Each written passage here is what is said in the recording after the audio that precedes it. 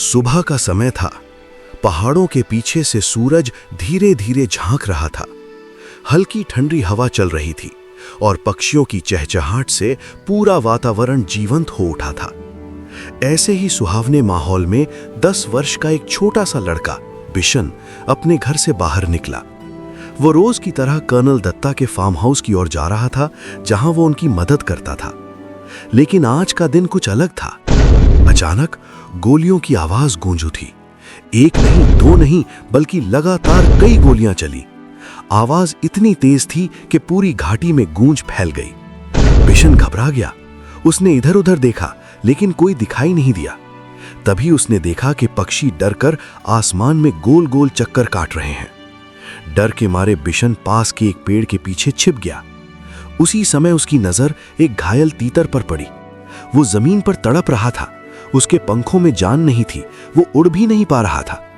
ये दृश्य देखकर बिशन का दिल पसीज गया। वो धीरे धीरे आगे बढ़ा और बहुत प्यार से उस घायल तीतर को अपने हाथों में उठा लिया। लेकिन तभी पीछे से एक भारी आवाज आई, लड़के रुक जा, नहीं तो गोली मार दूंगा।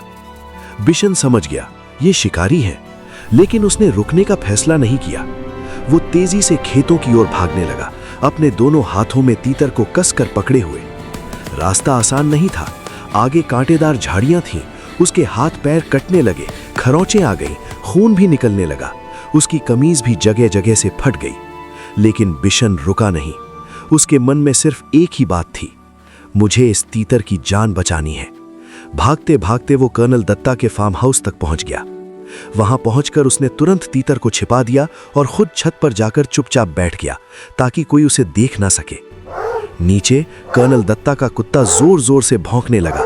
उसे आभास हो चुका था कि कोई अजनबी आने वाला है। कुछ ही देर में 2 शिकारी वहां पहुंच गए। उन्होंने कर्नल दत्ता से कहा, साहब, हम शिकारी हैं, हमारा शिकार यहां छिपा है, एक लड़का उसे लेकर यहीं आया है। कर्नल दत्ता ने उनकी बात ध्यान से सुनी और फिर गुस्से में बोले, तुम लोग हर साल यहां आते हो, इतने सारे पक्षियों को मारते हो, कुछ को खा लेते हो और बाकी को घायल करके छोड़ देते हो। ये बहादुरी नहीं, ये क्रूरता है। शिकारियों के पास कोई जवाब नहीं था। वे चुपचाप खड़े रहे और फिर शर्मिंदा होकर वहां से चले गए। अब खतरा टल चुका था। बिशन धीरे धीरे नीचे आया और तीतर को बाहर निकाला। कर्नल दत्ता ने बड़े प्यार से तीतर के घाव साफ किए, दवाई लगाई और बिशन से कहा, अगर तुम इसे गेंदे के पत्तों का रस दिन में 2-3 बार पिलाओगे तो ये जल्दी ठीक हो जाएगा। इतने में बहूजी भी आ गईं। उनके हाथ में दाल से भरी एक कटोरी थी। उन्होंने मुस्कुराते हुए कहा, बिशन, इसे रोज दाल भी खिलाना, इसे दाल बहुत पसंद है। बिशन ने खुशी खुशी उनकी बात मान ली। दिन बीतते गए। बिशन रोज तीतर की देखभाल करता, उसे दवाई देता, उसे खिलाता पिलाता और धीरे धीरे तीतर ठीक होने लगा।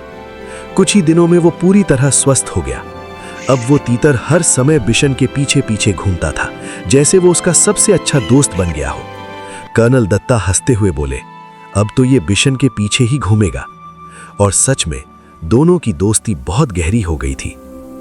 अब एक छोटा सा लड़का, जिसने अपनी जान की परवाह किए बिना एक बेबस जीव की जान बचाई। यही होती है असली बहादुरी, दया, साहस और इंसानियत। यही है बिशन की दिलेरी।